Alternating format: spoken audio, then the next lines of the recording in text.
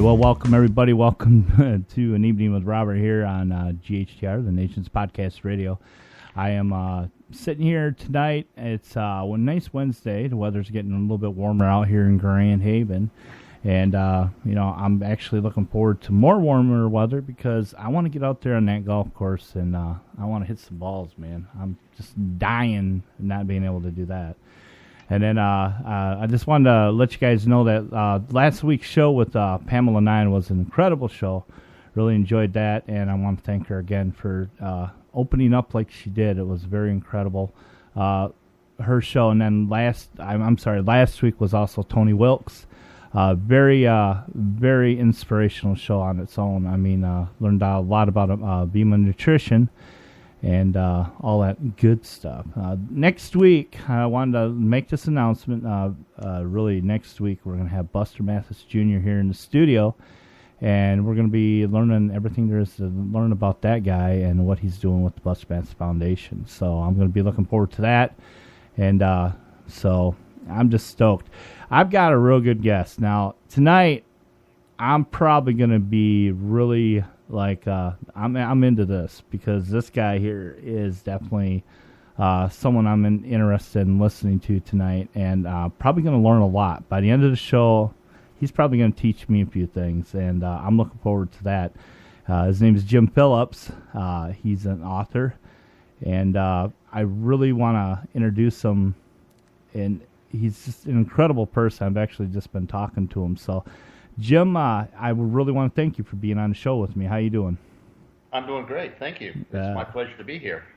So what you been up to? What's going on today? You get busy today, or? Actually, today wasn't a bad day. You were just mentioning the weather there in Grand Haven. I'm in Northern Virginia, just outside Washington, D.C., and we have finally been having a couple of good weather days in a row where the temperature today, I guess, was close to 70 again. 70? And, we didn't get that cold. Sun was out. Felt really, really good because here about a week ago we had more snow and the temperature was in the 20s. Oh, we're still in about maybe 40 degrees here. So a little bit colder. You can have it. No, I don't want it, man. You guys need some of that over there. I mean, we gotta cool down over there by where the White House is. We gotta get things cooled down. You know how things are heated up right now. So yeah. So now I met you. You wrote in and asked to be on the show, and I read your bio and everything, and I was like really impressed. So everybody's got a story. So I really want to know everything there is to know about you. I want to know where you grew up, where you went to school, and let's just hear about who you are. So this is all about you, man, and let's get it going. And like again, just take your time and let's get through her. Okay. The show's all yours. Well, I just mentioned that I live in Northern Virginia. I live in a town called Aldie, Virginia, which is in Loudoun County. Mm-hmm. But I was born in Buffalo, New York, actually, and only lived there until I was about 3 years old, I believe. And then my family moved down south, and we've been down in Virginia, North Carolina, pretty much most of my life. And I've been here in Northern Virginia since 1968. Mm-hmm. Went to high school here, played high school basketball, and then I was fortunate enough to get a basketball scholarship to college. And I played basketball at James Madison University, which is in Harrisonburg, Virginia. And when I graduated from there, came back to Northern Virginia, didn't really know what I wanted to do, even though my degree was in marketing and business management. So ended up bartending for a short period of time. Then I decided to get into real estate. And I've been in real estate ever since then. I've been in real estate now 36 years, I think, if I'm not mistaken. And I've pretty much been in every capacity that you could be in real estate. Was an agent, I've been a manager of an office, I've been a vice president, general manager of a multi-office company, And then for the past 23 years, I've owned my own company with a partner. Wow. And I continue to do that on a full-time basis during the week. And I've got 25 agents that work for my company. And then with all of that, I've been speaking and training and writing training programs for probably 15 or 20 years.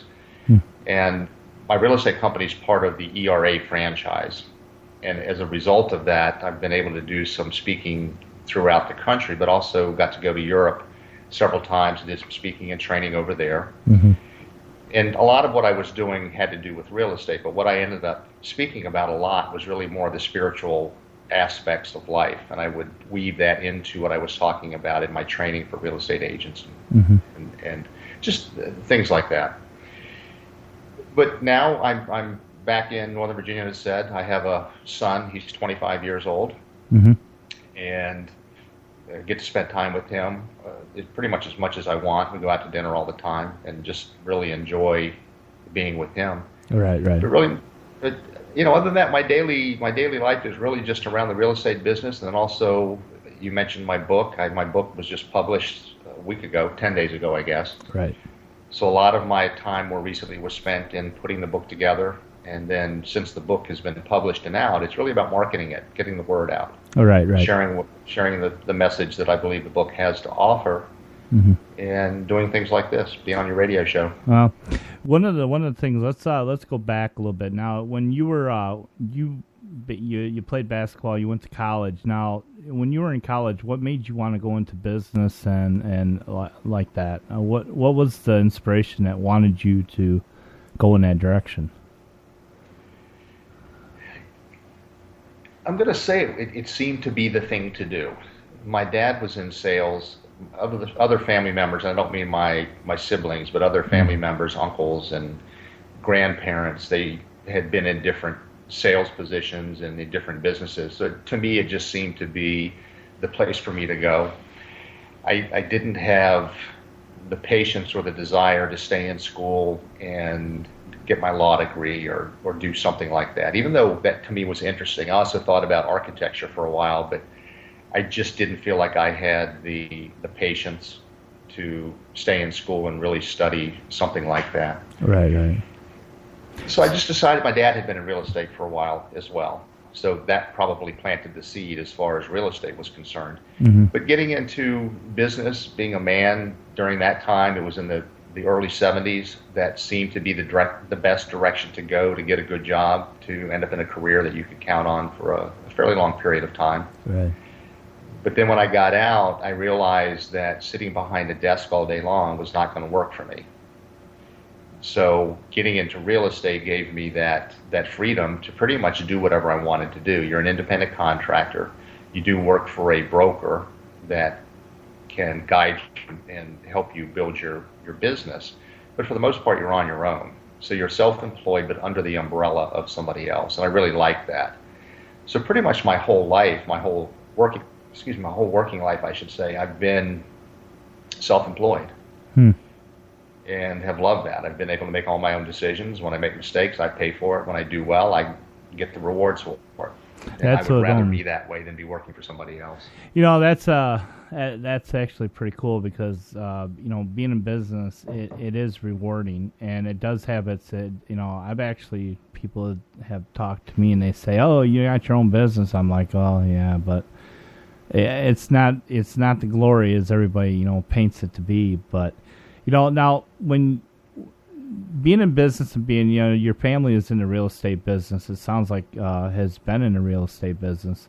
I mean, so doing that path, going in that path, being in business, you said it felt like the right thing to do. Did you have anything that you wanted to do other than business? Was there like some secret, like an astronaut or anything like that you wanted to do, but you just didn't want to pursue it, or? No, I never wanted to be an astronaut. So we can scratch that off the list right away. I'm gonna share with you, and I think I gave you a copy of my book, so you probably read this in there, but this will more or less show why I'm where I am right now. And It happened when I was 13 years old. and I was sitting in church with my parents. I was born and raised in a Christian family, went to church, and on this particular Sunday when I was 13 years old, I was sitting in church with my mom and my dad, and I was looking around just paying attention to what was going on. I never particularly cared for church. In being that age, I don't know. I don't know what other people's experience was, but for me, it just didn't feel right. There was just something about it that I didn't resonate with. Right. So I was just watching the minister, and he was up front, and he was talking, and then they were getting ready to pass the collection basket around, and people were putting in their donations and passing the basket along. And I'm looking around, and all of a sudden, this voice comes out of nowhere and says, "You're going to be doing this someday." And I'm looking around trying to figure out where this voice came from, and it didn't come from anybody at the front of the room. It didn't come from anybody sitting next to me, and it wasn't in my head. And I looked around, and at 13 years old, I was really somewhat bewildered because it just didn't make sense to me why I would hear this voice. And it was there was no doubt in my mind it was speaking to me. And it just said, "You're going to be doing this someday." And I'm thinking, there's no way. This doesn't feel right. There's something about it that doesn't resonate with me. And again, it had nothing to do with religion, had nothing to do with God or my beliefs. It just didn't feel right. And it was a couple of minutes later, the same voice very clearly said, "You're going to be doing it differently." So ever since I was 13 years old, I've held that thought within me. And it wasn't that I consciously went through my life looking at, okay, well, what did that mean? Things would happen in my life that it would bring that back to my attention, where I could say, okay, well, this really feels like this might be part of what that message was. And I would find myself speaking to different people about different topics that really weren't things that I don't think people my age or kids my age would be talking about. And there was a wisdom that I felt that I had. It wasn't there all the time. It would just be at certain situations, people would ask me questions, and all of a sudden I would be able to answer these questions, and it would just flow, and it was very comfortable. And I remember a couple of times when that happened. In fact, it happened when I was having a conversation with my sister once, and it was a particularly interesting situation that was going on within the family, and for whatever reason she and I were talking about it. My mom was standing in the background kind of listening, and my sister and I were talking, and she was asking me questions, and I just kept providing all this information that kept coming, and I really wasn't very conscious of what was going on. And then I heard my mom say, "Keep it up." And when she said that, it totally distracted me, and the conversation ended. I no longer was in that place where I could answer those questions. So things like that would happen to me from time to time that led me to believe that there was something going on that I wasn't fully aware of, but yet I knew that something was going to happen. But I will say this, that I have always felt that there was a message that I was here to deliver. Again, never knowing exactly what it was, but I just felt like there was something that I was here very specifically to do.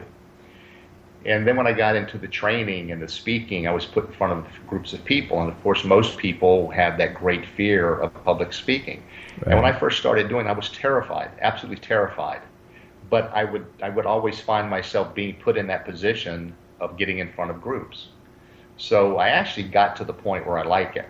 I enjoy getting in front of groups because I like the interaction. I like the opportunity to be able to share what I feel is of importance, but also of benefit to the people that I might be sharing information with. Right.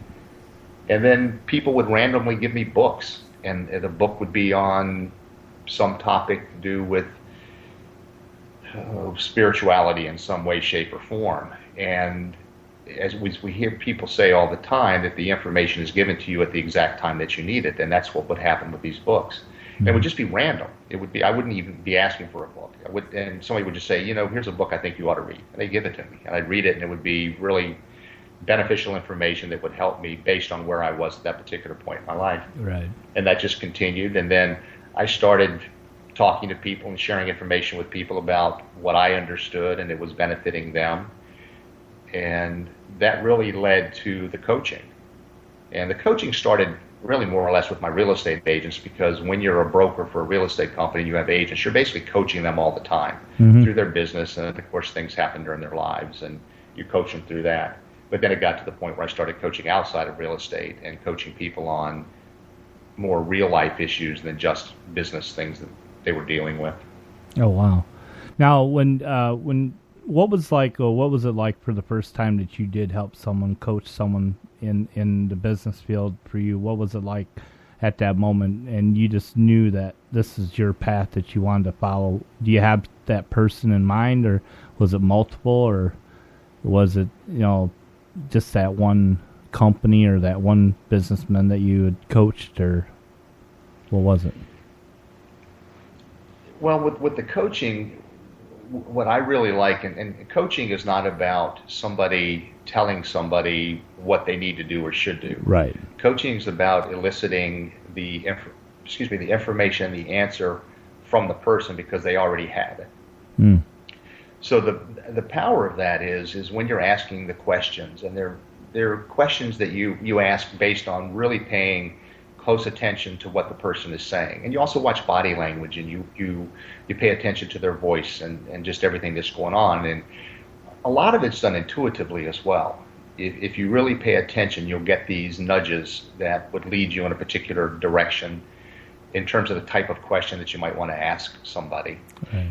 But to get more specific to your question, I can't think of any one specific incident that happened. But what happens more often than not is I can see a total shift in the person, in their body language, in their eyes, in the way they speak, and you know that you've tapped into the answer for them. And so you keep asking questions along those lines. So the real power and benefit behind coaching to me is when their eyes light up. That's the big aha for me.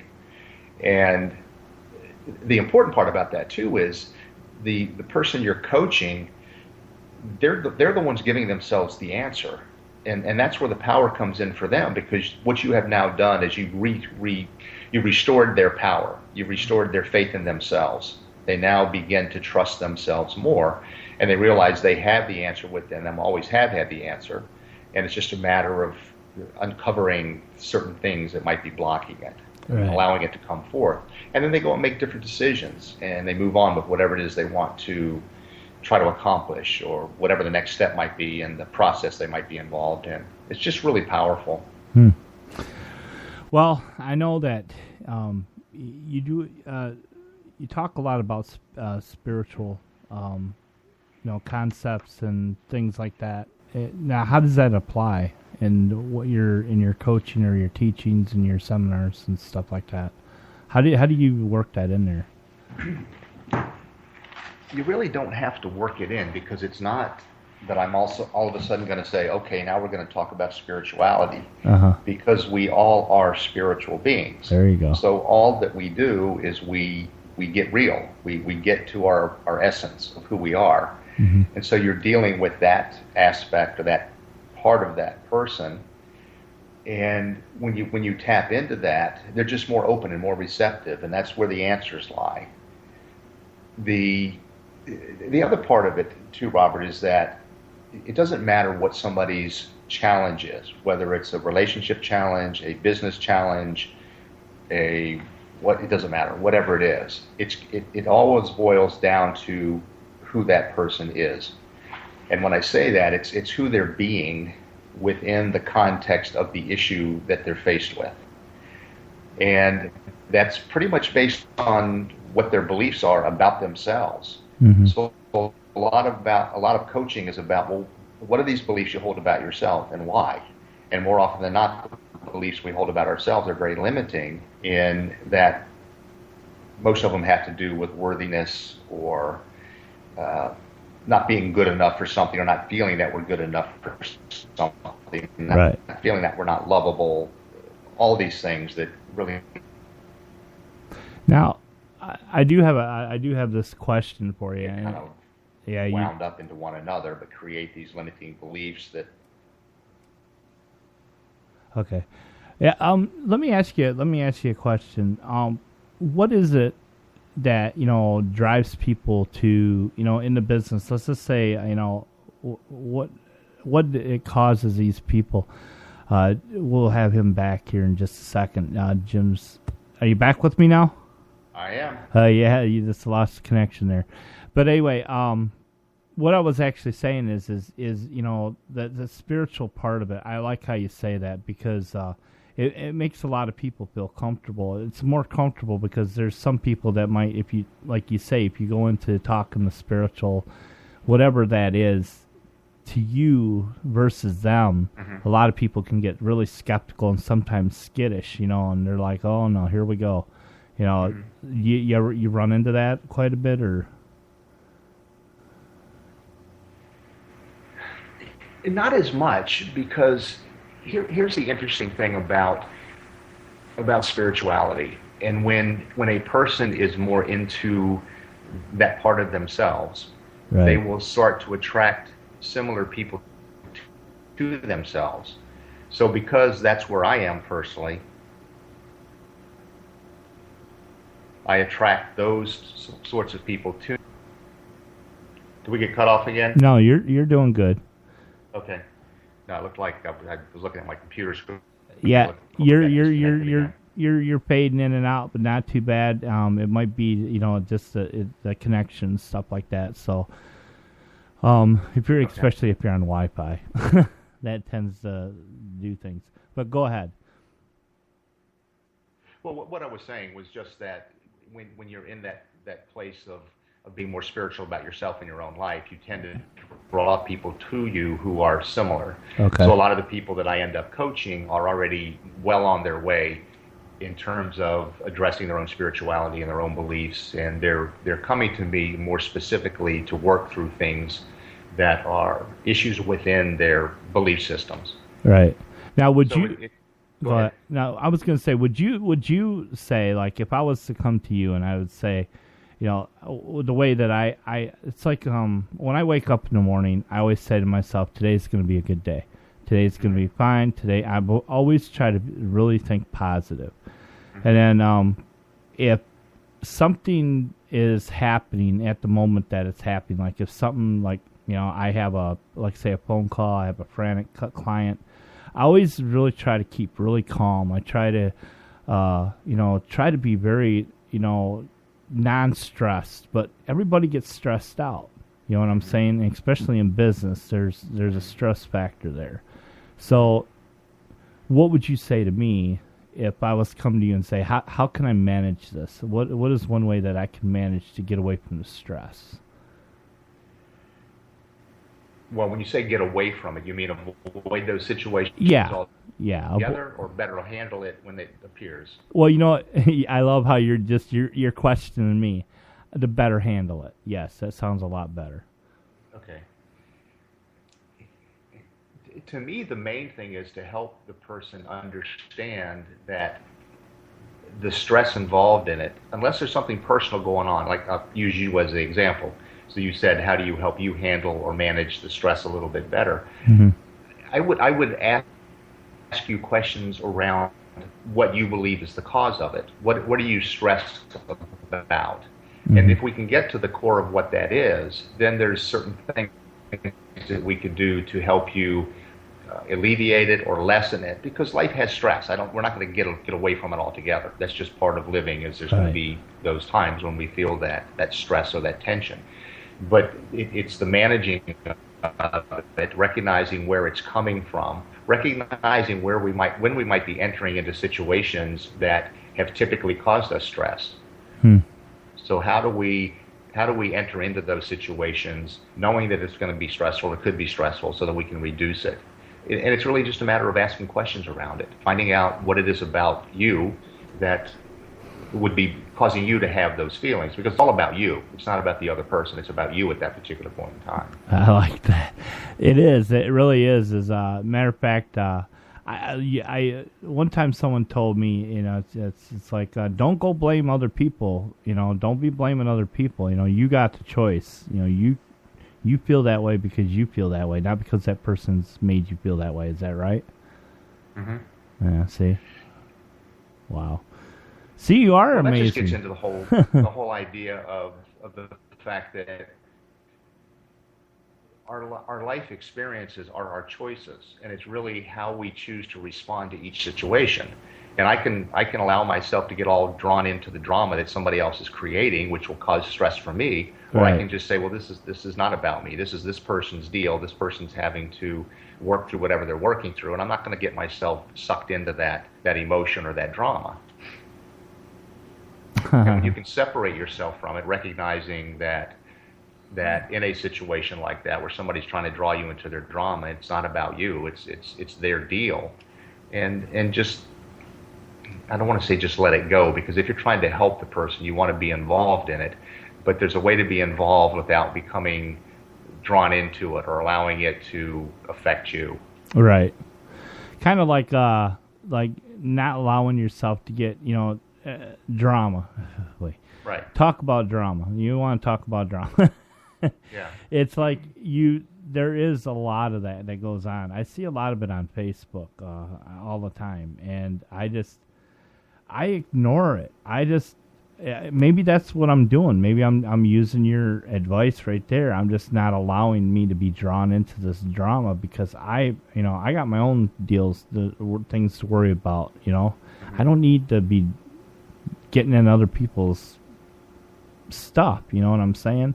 Mm-hmm. So it makes sense what you're saying. If you allow yourself to get into that, then it's shame on you, basically, is what you're saying. But I mean, if you're there to help, then you can't blame anybody but yourself, right? Yeah. One of the things that I do address in my book is that stress is caused by our resistance to life.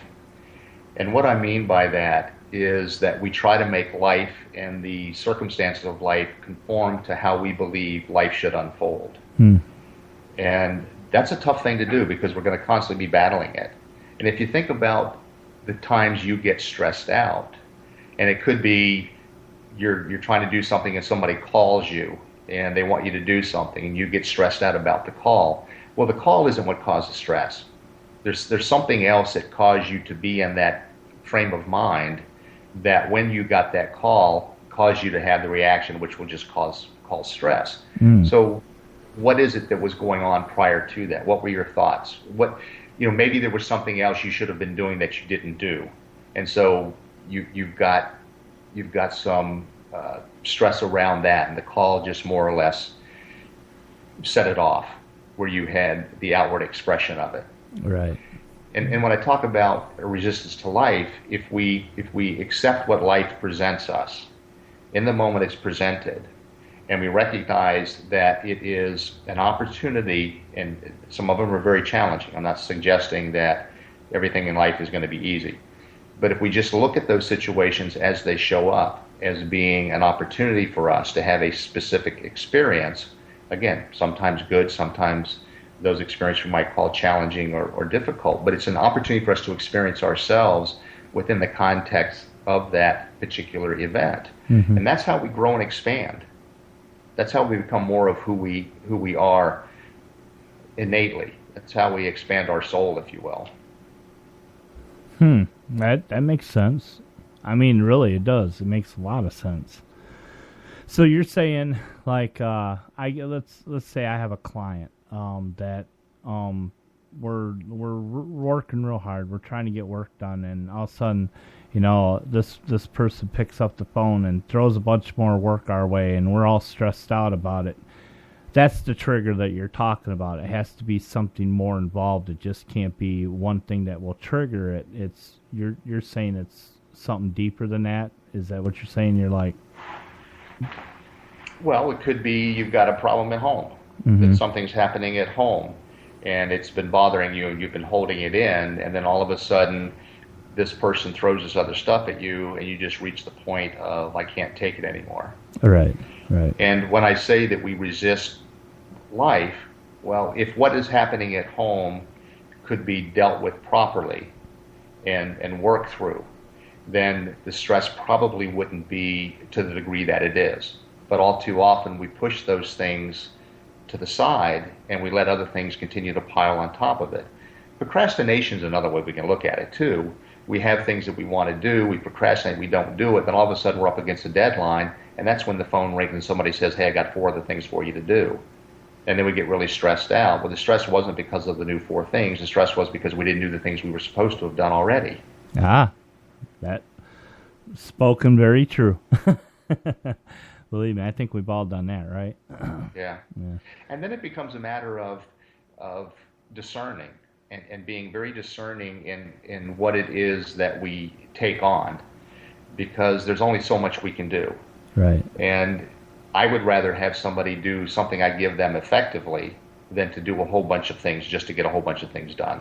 I want the results to be there that are going to be the most beneficial for me and everybody else that's concerned. Wow. And I think we as individuals need to start making those decisions so that when we do things, we are being the most effective that we can be. Right. And, that makes more sense. If you're more effective, you're going to be more valuable. And if you're talking about it from a business perspective, you're going to be more valuable to your company. And to your clients. Absolutely to your clients, right? Right. Well, I'm going to say something to you, and you tell me what you get from it.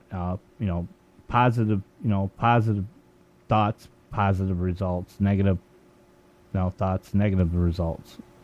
Mm-hmm. What do you take from that? I mean, do you agree with that? Yes. And here's what happens with that. If your primary thought process is on positive, beneficial events or experiences, then your brain's going to pick up on those opportunities, and you're going to move more in the direction of those positive experiences. If your thoughts tend to be negative, detrimental, then that's where your brain's going to be operating, and it's going to pick up on all the negative, detrimental things happening around you. So right. you will tend to, you'll gravitate towards wherever your thoughts are, but you'll also expand on those things, which make them worse than they were or could have been. Mm-hmm. One of the things that not long ago I went to the seminar, and the speaker there, it was multiple speakers, and they were talking about this product, and oh my God, they were this positive, kind of this radiant positive attitude that all these people had. Mm-hmm. And what that did was what I noticed is I was watching other people in the audience, and they were getting excited. They were getting very positive. They were getting really into it. I mean, that shows you right there what you just said makes perfectly good sense. It's you can get people wound up, and believe me, you could sell people rocks if you can get them. I mean, if you can just get there and get excited about it. That's my feeling. Yeah, there's a difference between a couple of things though. You can motivate people with that kind of talk and get them worked up into a frenzy, and they'll take action right then and there. Mm-hmm. If you can inspire somebody, that's going to be something that's coming more from within them. That's going to be more long term. Right. So that's why self-motivation, I don't look at self-motivation maybe the same way that a lot of people do. I look at it as being more internal inspiration, because to me it's more permanent, and it's more intrinsic to the person who's having the inspiration come through them.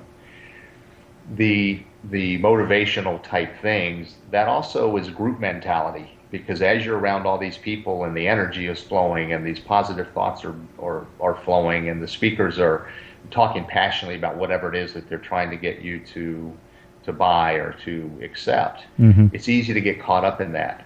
But how long does it last once you leave the stadium or once you leave the auditorium? And that's the biggest challenge with most of those types of programs. It's very short-lived. Mm-hmm. Yeah, I didn't understand the dang thing they were saying. All I know is they were just very excited about it. It's like, I was like, that shows you where I was in it. It was like they weren't, it seemed like they weren't really talking to me. I was actually thinking they looked like fools, is what maybe that's my own, I don't know. I was just like, man, these people they're making fools of themselves. Look at them up there, going up to people and saying, aren't you happy? Aren't you happy? Wouldn't that make you happy? And I'm like, oh my God, look at this person. It's like, they came up to me. I'd like to maybe sock them in the head or something like that. Yeah. But they build, like you said, a frenzy. And you're right, it is short-lived, because when I walked out of there, I got nothing from it. To me, it was a waste of time. Mm-hmm. But those motivational speakers now, I've been to different seminars and stuff like that. I've heard a lot of people speak, and I find you really interesting. I'm really interested in this because the thing about it is a lot of people don't realize that, you do control your own emotions, and there's lots of things that happen, and it's like, how did you come up with all this? How did you just do this? What was it that got you to do this? I mean, to be able to help people like this. I get how you did it, but I mean, not anybody can do what you do. Well, it's living through a lot of it. So I have had, I'm going to say most of, I probably have had all, but I'm just going to say most of the experiences that I speak about, or the topics I speak about, I have had the actual experience myself. So when I talk about it, it's talking about it having gone through it personally. So there's been a tremendous amount of growth and understanding. I also feel that there's some innate knowing on my part. I can't tell you where it comes from. I don't know. It's just there. I don't know that it's any different than somebody who is a good artist. Where does that come from? Where does that talent come from within them to be able to draw or paint and do what they do? I think the same thing is true of people who are specifically or gifted speakers. And, maybe my understanding of spiritual laws or just being able to better understand this type of information is just part of what I was given, as part of what I'm here to share with people. So this is you. It's me, but there's always been an interest in it. So I'm not going to say that there wasn't an effort on my part to go out and find information and read about it and talk to different people. And just like you mentioned, going to different speakers, I go hear speakers all the time, and I do it for a couple of reasons. One, I want to hear the message they have, but I also want to watch them and how they present and see what they do that connects better with the audience, because I'll always want to connect the best that I possibly can with the audience. And what I have found is that I could see a speaker who's a really good speaker, who I see draws people in, and it could be a speaker that is very passionate and very animated in what they do. If I get up on stage and try to emulate what they're doing, it won't work. So it really is about each person being authentic and being real. People will connect with me because of who I am, not because of who I'm trying to be if I'm trying to copy somebody else. Right. So that to me is just a huge part of it, just being real. And I'll say what's on my mind. I'll say what comes to mind for me.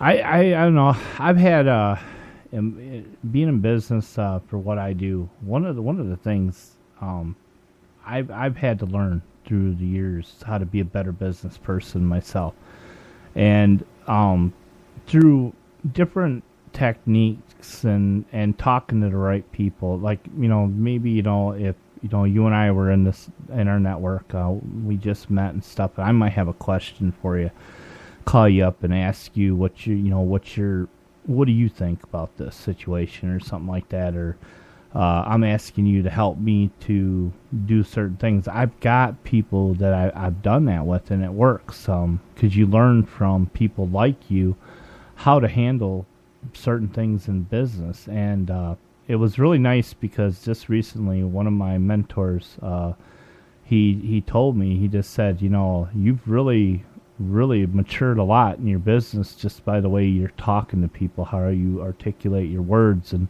it's showing that you are maturing. And I think we need people like you. We need coaches like you, because it does motivate us, and it does give us the tools to work with to be able to work in the business world, not only the business world, but the general public as well. So, I mean, kudos to you. I mean, thanks for people like you. But I mean, now how many seminars have you spoke at so far? Probably a bunch, right? Yeah, ever since I've been speaking? Yeah. Oh, I don't know. I've been speaking off and on for about 15 years. That's a lot. It's been a while. Yeah. I want to make a comment, though, based on something you just said, Robert, because I think it's really important, because you were talking about how you feel you have benefited from interacting with different business people, and it's helped you become a better business person. Right. I would doubt that there is a good coach out there that wouldn't say what I'm about to say, and that is we become better coaches as a result of the people that we coach. We learn so much about ourselves in that process, and we get answers to questions we have in that process as well, because we get to see so many different challenges or issues or circumstances that people are in, that when we ask them questions about it, again, it's about eliciting the answer from them, we get all this information that's just invaluable. And yeah, we're getting paid. It's pretty amazing how much you gain from the conversations with your clients about how to become a better coach. And it's all about paying attention to it as well. That's the part of it. I mean, you can be a coach and be asking questions and not really pay attention to what's going on or how it might benefit somebody else. But if you're really present when you're coaching, which really good coaches always are present, right. It's amazing what you learn. I agree with you. You know, it's just like I remember when I first started out, it was scary, to be honest with you. I didn't know, getting emotionally involved is one of my biggest problems. Is I get too emotionally involved with my clients sometimes, and if they end up like leaving me for different services or something like that, I kind of get bummed out about it. And my mentor told me, he just said, this is how things go. This is business. This is the business world. Things change. You can't control that. And it helped me. So, by you guys learning, it sounds like you learned from us, and we're giving you information on how to possibly, help someone else down the road, or, and just like I'm saying, it's business is business no matter what. But there's, I know, like I said, it's hard for a person not to get emotional, but I don't want to be cold either. You know what I'm saying? And that's my struggle in my business. Mm-hmm. So I think there's we can be passionate about what we're doing. We can express emotions and be engaging. I think that we need to be careful not to take on the other person's problems or issues, because they're not ours. We've got our own. We don't need to pile somebody else's on top of ours. Right. But in a situation like you were talking about, if you're working with a client for a while and all of a sudden they go somewhere else, and let's say they go to your top competitor, which makes it even worse, there is a tendency for us to take those things personally. We start to question, well, what did I do wrong? That's exactly it, right. And there might not be anything you did wrong. It may be that the other person has a service you don't offer. It could be something about the client and has had absolutely nothing to do with you. It's them. It's whatever is going on in their world.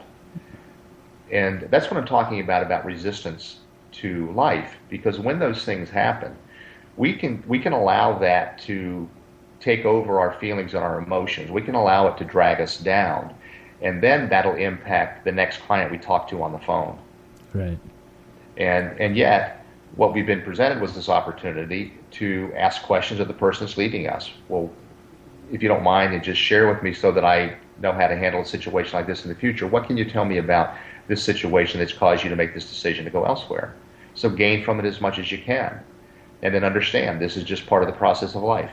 You're going to have people come, you're going to have people go. When they go, let them go gracefully. You don't know what's going to happen when they go to that next service provider. The next service provider may fall way short of client service that you provided, and they may come back to you. That's it. So you have an opportunity to really build that, to build a bridge they can cross back over later on. Well, that's exactly, in a transfer, I was very nice, very polite, did everything to accommodate them, and then, I just wrote a short note, thanks for the opportunity of working with me. I wish you the best of luck. And, I send the letter out very confident. I'm like, I feel good. I really feel good about how I, handled it. Because I never handled anything like that quite in the past. I never said anything mean. I got angry because, why? What did I do? Like you said, what did I do wrong? And it wasn't really nothing maybe I did wrong. It could have been a number of things, cheaper prices or, and things like that.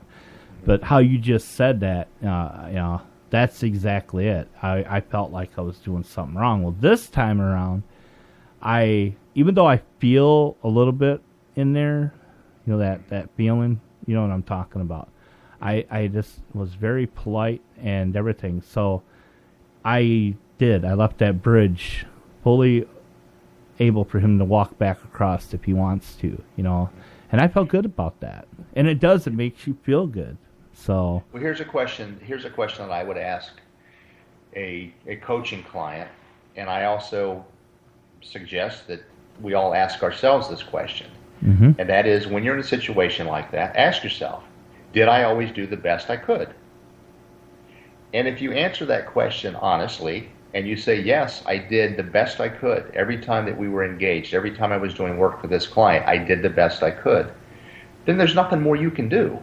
You can't do better than you're capable of doing. Right. And if you did the best you could, for whatever reason, it wasn't good enough for these people. And you just have to let it go. It doesn't mean you don't try to become better if that's possible. But you just recognize, I did the best I could.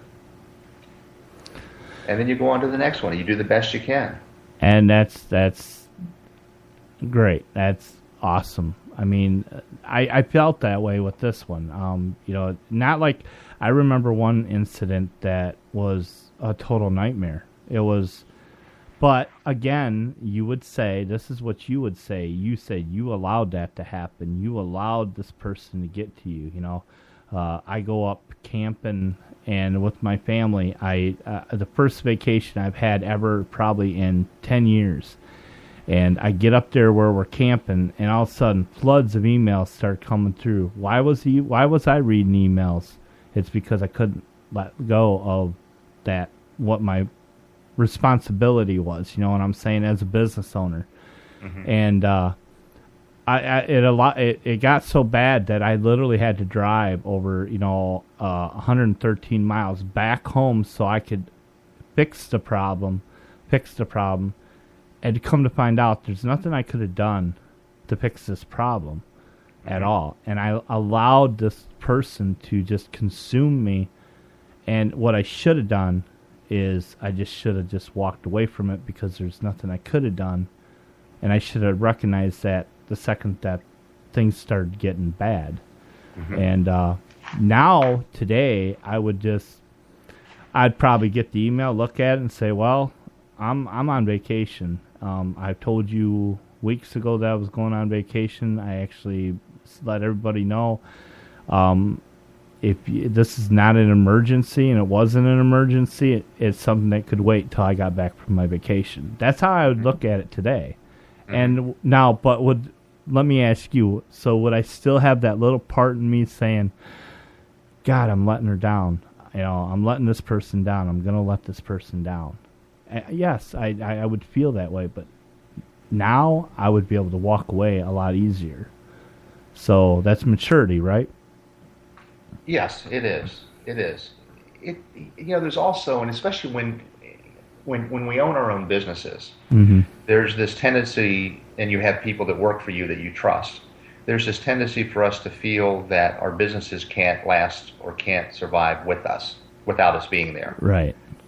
And so there's always that attachment to the business. And I think one of the greatest things we can gain an understanding about is that if we have built the business properly and we have people in place that we trust, the business will operate on its own without us being there. Now, if it's an extreme emergency, that's a different situation. But I'm just talking about day-to-day operations and things like that, so that we can go on vacation and not have to worry about situations coming up. We know it's going to be dealt with and taken care of.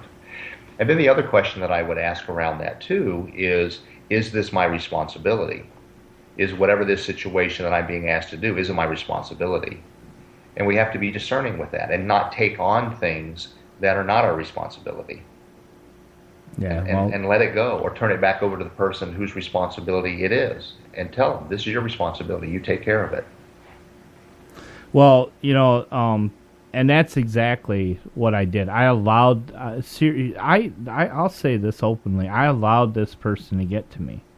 I allowed the person to ruin pretty much my whole complete vacation because I couldn't let go. When you said earlier, and this is the honest to God truth, you said that you like to go out and take walks. You like to go get out in the woods, in nature. You like to, go golfing and stuff like that.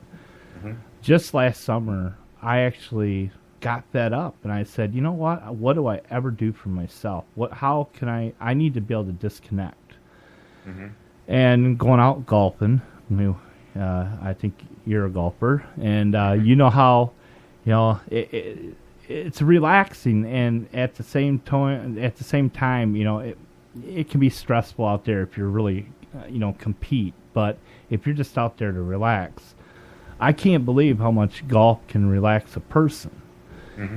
And, why didn't I do that back then? Why couldn't I disconnect? Why couldn't I walk away? Because I was too, emotionally involved.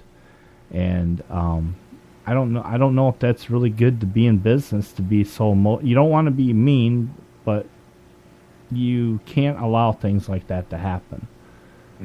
And I'm the one that let it happen, right? Right. So. Right. It's about setting boundaries and getting really clear on what it is we want to have as our experience, because that's what we really control. We control our experience, and our experience is the effect of the event on us. Here's an example of separating things out, because what I say in the book is that everything that happens in life is an experience. That's all it is. It's not good, bad, indifferent. It's not life being against anybody. It's an experience. Some of them are beneficial experiences. Well, actually, they're all beneficial because there's always something to be gained from it. But some experiences, those experiences where they're joyful and we're happy about it. Other experiences are the challenging ones that are difficult and sometimes bring sadness and grief with it. Right. But they're still an experience of life. And if we can approach life that way and recognizing that everything is an experience, this is what I'm here for. That's why we're on this planet, to have these experiences that we create. And it gives us that opportunity to expand our experience of ourself. I can't have an experience for you. I can only have an experience for me. So my life is all about me. And some people may look at that as being a selfish way to look at life, but that is what it is. I can't live for somebody else. I can only live for me. And in fact, when we try to live for somebody else is when we get in trouble, and that's when we find that we're resentful about life and that we're not happy and that we're resisting what life is offering for us specifically as our life experience. Right. Well, you've spoken truly on that one. I often myself, the only reason why I guess maybe it's good that we're having this conversation is because I am in business, and I know what it's like, to be able to have these things. But this also is part of your personal life as well. It's just not about business, right? And so being part of your personal life, it's really helped me to be, I'm more positive. I don't like to look at anything negative. I'm always, everybody, I work with some people that are very, very negative about certain things. And I just don't like the negativity. It just feels wrong. I like to be positive. Even when things seem the worst, it feels like if you really think positive, something good's going to come of it, And my dad used to say, he says, he goes, don't worry about the things you can't do nothing about. And I said, well, that makes sense. I mean, if I can't fix it, well, then why worry about it? How do you feel about that? Yeah, and that's where discernment comes in. We have to look at those situations and really look at whether or not you can do anything about it. Mm-hmm. But we also have to recognize, and is it something that I am supposed to do something about it, or is it something that somebody else is supposed to deal with? And again, that may be looked at as being a selfish attitude to have, but to me, it really gets down to what a person believes, or what the person's perspective on life is. Right.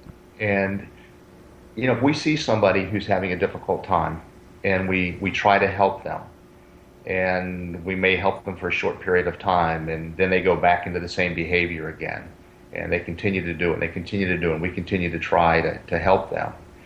At some point, we have to just say, this is this person's journey. This person is making these choices to have this experience for whatever reason. And all you can do is bless them. Just bless them and honor them and respect them for their chosen journey. And that doesn't mean that if they get themselves in trouble, you don't try to help. I'm not saying that. But you've got to let them have the experience because they're choosing to have that experience. Can't help. For whatever reason. And a lot of times we don't know what it is. Right. Another one of my favorite sayings is you can't help someone that won't help themselves. Mm-hmm. And I ran into that where you try to help people, and like you say, they just keep making the same mistake over and over again, which is, it's weird because I used to be the person who needed help. I still need help, but I'm being the teacher to people who are just starting out. I've got like one young guy who owns his own lawn company, and he's always come to me about business. Well, should I do this, or is this a bad business decision? I'd say, well, you need to look at it. I go, how you doing financially? Mm-hmm. And he's always like going out and buying. It doesn't matter what I tell him. He goes out and buys it anywhere. But he just comes there to ask me, and I tell him, I wouldn't buy that. You don't need that. You got all this other stuff. Why do you need that? Well, because the other guy has it. You know what I'm saying? I'm like, you don't need that. Mm-hmm. And so I'm kind of coaching him, and sometimes it works, sometimes it doesn't. And but it's amazing how over the years you have developed this. It's almost like I would almost call it almost like a spiritual guide. You know what I'm saying? It's like you're the wise person that people can go to and talk to, and just by you asking them questions, you could help them to deal with it. I mean, just me talking to you alone, it was something you said, no one does it but you. You're the one that controls everything. Mm-hmm. And, I love that. I like, because, I like to be in control of my life. Why do I allow my clients and the people around me to control me? Am I on the right track here? Or? Yeah, but here's part of it. Stuff does happen. There are events that will happen in our lives that were totally unexpected, that we are totally unprepared for. And people may say, well, I didn't make that happen. But the experience of it is how we react or respond to whatever that event is. And that's what we can control. We can control the way that we respond to it. Right. And even though a situation is difficult, we can still respond to it with a positive attitude of how we're going to move through it, or what we're going to gain from it, or how we're going to support other people through it if it's more than one person that's going through it. And that's where the spiritual growth really comes into play. And we tap into that part of ourselves that allows us to move through those more difficult situations. But I've also found that personally, and this is for me, but also with my coaching clients, is that when I've helped them understand that life is nothing more than I shouldn't say nothing more than. It's not. It's important and it's exciting and it's why we're here. But life, as I mentioned earlier, is a series of experiences. And if we look at everything that happens as an experience that will always have a benefit to it, then when we find ourselves in a difficult, challenging situation, and we can look at it from within the experience of what's the benefit here? Mm-hmm. What am I doing with this, or how can I gain from this, or how can I get to the other side of it more quickly? Then I think it's easier to deal with those situations. And then we get on the other side of it, meaning we've worked through it and it's no longer the issue for us. We tend to look at those things and go, well, that was an amazing experience and it was a blessing in disguise. Good. Because we realize what the gain was. Even though it was a challenging, very difficult situation, there is always that opportunity to gain something from it. And if we approach it that way, of looking for whatever it is to gain from it, then I think we're going to be more readily capable of moving through those things. Right. So, if you were like, let's say you were to have just, a couple minutes, and you were in front of all these, let's just say a room full of college kids that are just about ready to go out into the world, what would be a message that you would tell them before they head out into the world? It's going to be a message that you probably wouldn't, not just you, but people wouldn't necessarily think of as being an important message. But if I had known this when I got out of college, my life would have been different much more quickly than it was. And it's a simple word. It's awareness. It's just being aware. Be aware of what's happening around you. Pay attention to the people around you. Pay attention to all the stuff happening around you. But more importantly, pay attention to what's happening within you. Because Right. Your feelings will always tell you who you are, where you are, what's right, what's wrong, what's beneficial, what's not. And if you can gain that understanding of that internal guidance system, if you will, you'll make better choices. And when you make better choices, we were talking earlier about when you have a positive attitude, you tend to draw positive situations towards yourself. Right. So when you start making better choices, you also start creating more opportunities to give you the opportunity to make better choices, and you move through life and you have more successes and you have more interesting experiences than you would if you didn't pay attention to what was going on.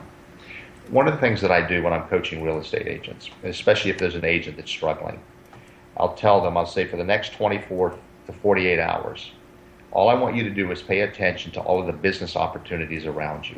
All the people that you hear talking about something that would have to do with real estate, or somebody who might be talking about a situation, maybe somebody just got pregnant, they've already got 5 kids, and even though they're not talking about selling their house, but the likelihood is their house no longer fits them. Just pay attention to what's being said and recognize that these situations are always there, but you weren't aware of it. And then you get them to, after they start paying attention to it, you help them gain the confidence of addressing it. Just talking to somebody, just saying, well, I just heard you say that you all are going to have your 5th or 6th child, and you don't flat out say you want to sell your house, but you engage them in a conversation that would open up the opportunity to perhaps get to that point of talking about real estate. Right. But to get back to your question, if I could help college students, or anybody for that matter, just become more aware, then their lives will be so much more different, or so much better. And then the other thing is pay attention, and this is through awareness as well, on the impact of your thoughts on the experiences you have. Mm-hmm. So as something happens, what were your thoughts leading up to it? And recognize the correlation there. And then that way you can start consciously thinking about things so that you're creating those opportunities you really want to have come into your life, or those situations and circumstances, instead of what appears to just show up. Right. Well, I wish I would have had that talk when I was out of high school with you. Yeah, me too. I mean, boy, we learn a lot down the road, and it's just like, like these tidbits I'm telling you, like I told you about what my grandfather said, take care of your clients and take care of your customers, and they'll take care of you. Always try to be there for, everybody. Never look down on a person. People have, we always have to recognize that people have problems too. You know what I'm saying? For instance, like yesterday, I went and talked to this guy. His name's Dave Palmer. He's with Walk the Beat. It's a a foundation where he wants to bring music to the community. And, I walked up into his recording studio. This guy has energy, and you can see that he's so passionate about what he's doing.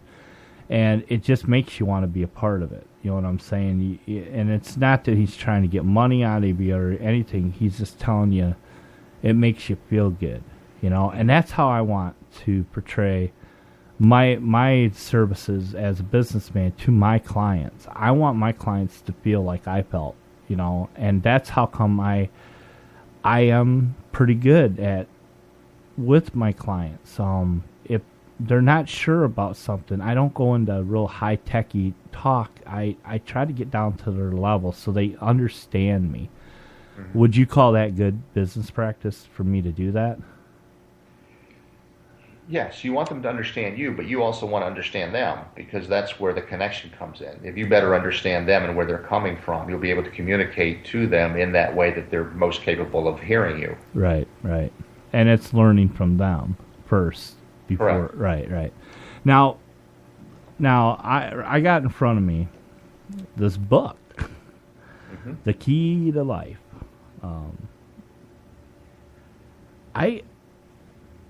I was reading through this book, and you can't help to get inspired by it. What was it? When did you know you were going to write this book? And why don't you go ahead and tell us about the book and how you came up with this? I know how you did. I know how, but it's through your years of experience. But go ahead. The book has been wanting to be written for a long time. It wasn't like I woke up one morning and said, okay, I'm going to write a book. Mm-hmm. I've known for a long time that this was in the works. And it actually started out with some of the training that I was doing. I would write training programs.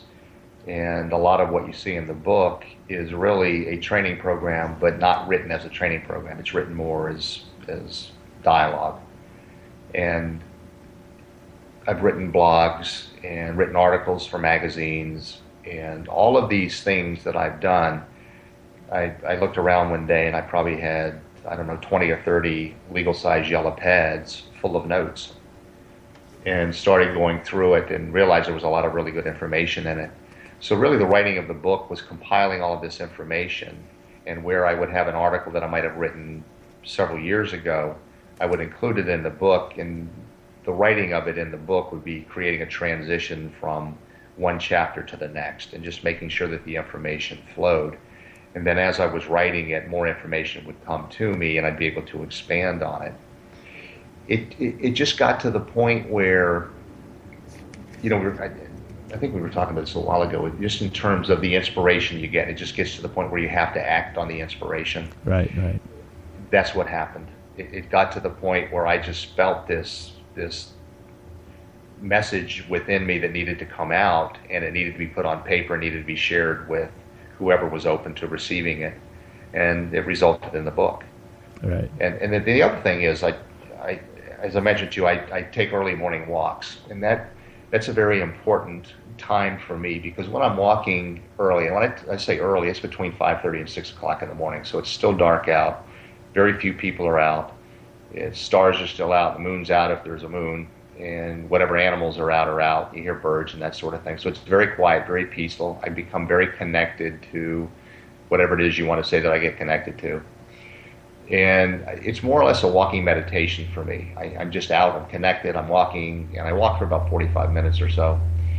And I started receiving messages. And when I say that, it wouldn't be like somebody's giving me this big long download. I would get a word, or I would get a phrase, and I would start playing with it. And a lot of the quotes that you see in the book are those messages that I would receive, and then I would expand on it. And one of the thoughts I'll just share with you, because this really pertains to one of the major themes in the book, but one of the messages I got one morning was this whole idea around inspiration. And what I got was that we wouldn't be inspired to do something if it wasn't intended to be. And I believe that wholeheartedly. I believe our inspirations are our soul's intentions. And when it's intended, it is to be. Now, we ignore those. And that's part of our issue, is we ignore those nudgings of our soul for these things that our soul wants us to experience. Now, the second part of that whole quote is that if it is intended to be, then everything for it to be will be provided.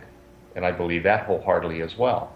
So when you have this inspiration and you start taking action on it, everything you need for that inspiration to manifest, to become fully evolved to whatever it's supposed to be, you will be given every tool, every bit of information, every opportunity, every person you need.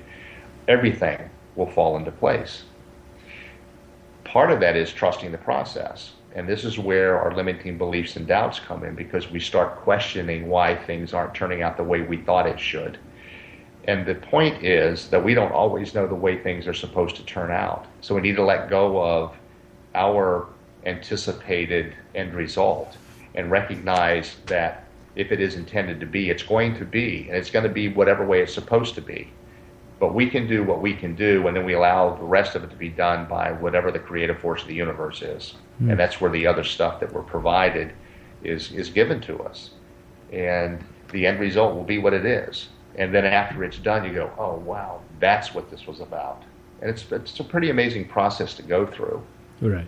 And we all have those situations, but we ignore it. And that, to me, is where the stress in life comes from. Why do you think we ignore it? We're afraid. We become too concerned with what other people might say. We start questioning ourselves whether or not we're capable of doing it, because a lot of these inspirations we're given are fairly monumental. And by that I don't mean they're things that are going to be things that are going to impact humanity as a whole, because some people will, but not everybody will. There's certainly the famous people, the Martin Luther Kings and the Kennedys and people like that have had a major impact on society throughout the world. The Gandhis, people like that. Not everybody's going to be that. But we're all given inspirations for what we are to do or can do within our own lives that will not only impact us because of the experience, but impact the people that are around us. Mm-hmm. So we ignore it because we start to question whether or not we're worthy of it, because most of these inspirations are really powerful. There's tremendous benefit that would come to the person who had the inspiration. So we question, am I worthy of it? Then we question, am I capable of doing it? Then we question, well, what's this person going to say, or what's my family going to say if I do this or I do that? Because a lot of times the inspirations are not in alignment with what people would expect us to do. Right. I'm probably going to get this wrong, but I thought this was really interesting. I read this not too long ago. It was talking about a young Spanish boy whose mom would come to him all the time and was trying to convince him to become a doctor or a lawyer or something like that, and to get into a profession like that. And he said, I ignored what my mother said and I became Picasso. Ah. And I think that's a really cool story, because here Picasso was being true to himself. His mom wanted him to be something other than an artist. He became an artist, and of course we know him as Picasso. Right. And had he not followed that inspiration that he had and been true to himself, we wouldn't have this incredible art that we have. Mm-hmm. Amazing. Now, actually, one of the pages that I opened up just randomly here, mm-hmm. I was actually reading through some of this, and it's page 12. Be true to yourself. Mm-hmm. You want to elaborate on that a little bit? Yeah, that was said by Mr. Shakespeare. Mm-hmm. And what that means to me, and people may have different interpretations of that, but that really speaks to being authentic. And that's understanding who, in my own case, understanding who I am, making decisions based on that truth of who I know myself to be, making decisions based on how I want to express myself, and that's how I want to interact in the world, how I want to be in the world, and not allow other people's opinions to take me off of that. And the unfortunate thing is that we all too often will pay more attention to somebody else's opinion of us than we pay to our own opinion. And we try to live up to the expectations other people have of us instead of honoring ourselves and doing what it is that we want to do and what brings us the most joy and the most happiness. And That's our passion. When we can tap into that is when we know we're being true to ourselves. And we have to honor that, respect it, and allow it an opportunity to breathe and to grow and to be expressed. So that's what that's about. It's really about just being true to who you know yourself to be in every situation. I really can relate to that, because it goes back to, being positive about your capabilities. I remember when I first started out, one of my biggest things was how to approach the client with confidence, and somebody told me, just make yourself believe that you're the best that there ever was. Be very positive about yourself. And, I wasn't. I'll be honest with you. I wasn't, because it was really hard to say, I didn't think I was the best at that time. And of course now I'm the best in the world. But just saying, that's how I felt.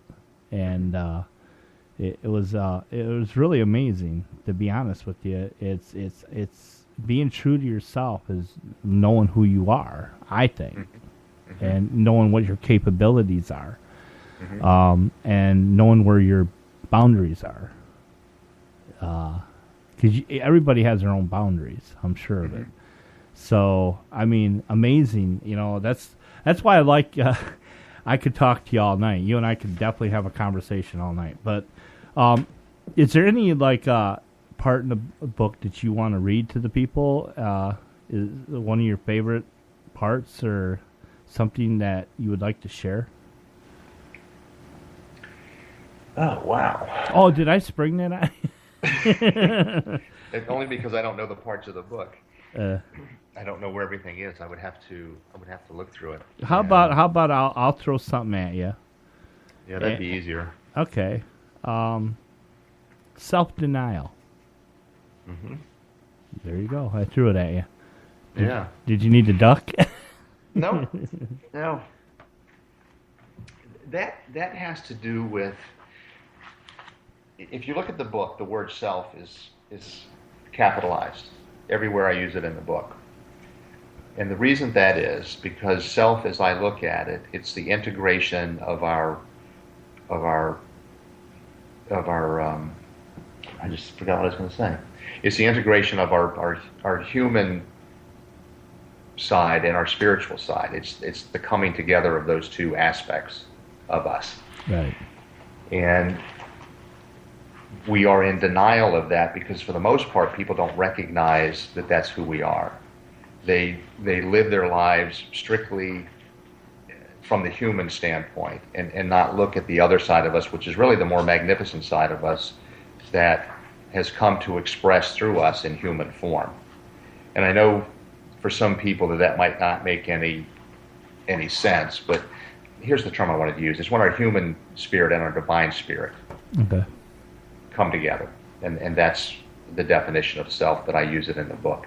But our self-denial is just denying that part of us that's the creator. That's the more powerful part of us. It's letting go of the limiting beliefs that we might have, the doubt that we might have about who we are and what we're capable of doing. We also, one of the things I mentioned in the book is how a lot of people think that life is about self-discovery, discovering who we are. And to me, that's not what it's about, because we already know who we are. We've just forgotten, or we don't allow ourselves to have the experience of who we are fully and truly. So to me, the whole journey of being here in human form is self-recovery. We're recovering who we are. We're recovering the memory of who we are. And we're doing it through the experiences that we create while we're here, so that we can have that grander experience of ourselves in as many different ways as possible. And so that really is what self-denial is about. We deny that opportunity of that expression, that experience of our true self. Do you think that falls under like when not allowing yourself to maybe overconsume yourself with work as well? Like not being able to get out there with your family, not being able to get out there and take your walks in the morning, not being able, wouldn't you consider that part of that? Yes, although I think it depends upon the person's work, because my work, if people want to look at my work, forget the real estate for a minute, but if people want to look at me speaking and writing and doing the things that I do as being work, because that would be how I would generate my income. Right. Well, see, that's my passion. And so when I'm engaged in that, I'm fully experiencing and expressing myself with the big S. That's full out that experience and expression of that. So I'm not denying myself when I do that. But if somebody goes to work and they go to work begrudgingly because they're there only because they get a paycheck, they don't enjoy the job, they don't like the people they're working with, they don't like anything about the experience of that particular job, then they are in self-denial.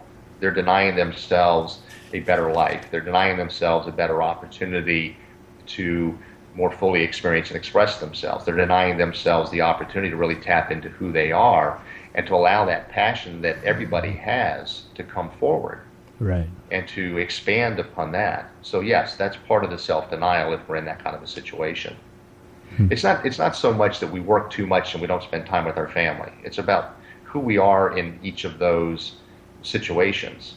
You can spend time with your family and you can be a total jerk, and nobody has a good time with you being there. So you're denying yourself in that case as well, because you're not being true to yourself. You're not allowing your passions to come out. Your essence, I guess, is another way to say that. Right.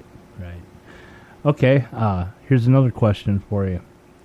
I got to tell you, my wife has started to read this book, and she was actually talking about it today with a couple of her friends. But one of the things that she was reading is page 140. It's why are we here? So why are we here, Jim? I think ain't that the question of life? I mean, do you have the answer for that? Yeah, I do. What does it say there on page 141? No, I have what I believe to be the answer, and I say that because it is what I believe to be the answer. And one of the points of the book, and I'll answer your question. One of the points of the book that I definitely want people to understand. This book is not about me telling people that this is the way it is. No. These are my perspectives and my understanding of life and why I'm here and what I'm doing. The book is to create thought. I want people to think for themselves. I want people to question, well, why am I here? What's the whole purpose of this? What is my life's purpose? Why do I believe what I believe? Why don't I do certain things that I really want to do? Why do I allow other people's opinions to sway the way I think or the way I behave? So it's really about creating thought. So if in a sentence I could say, well, what's the book about? It's a thought-provoking book. That's what I would like it to be. Mm-hmm. Now, the purpose of life, I believe that the whole purpose for us being here is to allow the divine, which is whatever anybody wants that to be. It can be God, it can be Muhammad, it can be anybody, it can be spirit, it can be whatever. It doesn't matter. It doesn't matter what word you put to it. It's whatever you or anybody might accept as a supreme being, supreme power, creative force of the universe. It doesn't matter, whatever that is. I believe that we are here as an expression of that creative force, and that we are here to allow that creative force to experience and express itself through us, right, as humans. Okay. And we get to choose how that takes place. That's where free will comes in. Free will. Mm-hmm. Everybody has that.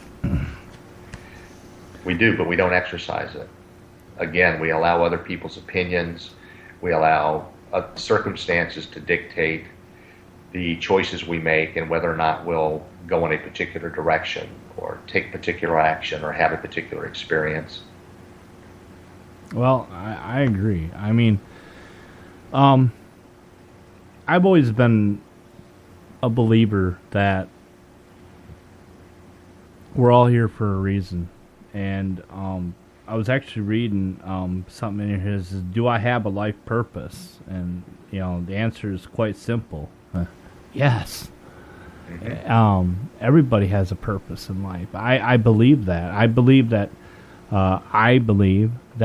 the reason why I'm doing what I'm doing is because that's what I was meant to do. That's what I was designed to do. A lot of people question design.